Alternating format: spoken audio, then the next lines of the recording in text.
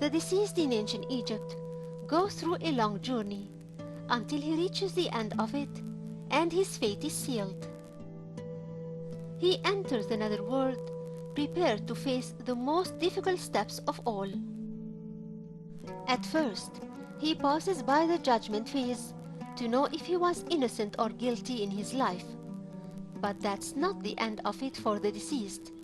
It's just the beginning, for he still has a lot of difficulties and ways that he needs to cross before he reaches the ultimate goal of that journey, which is reaching the heaven or the fields of Iaro.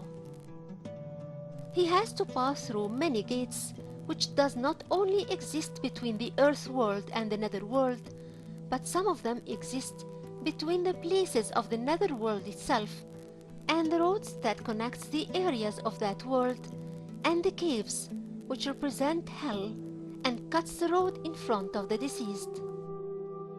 Then this trip ends by arriving to the Iaro fields and the Hotep or happiness fields.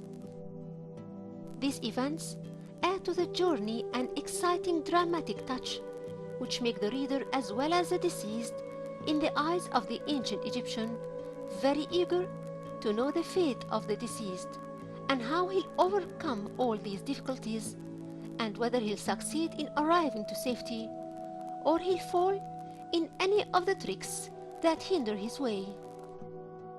One of the important obstacles which will encounter the deceased are the gates.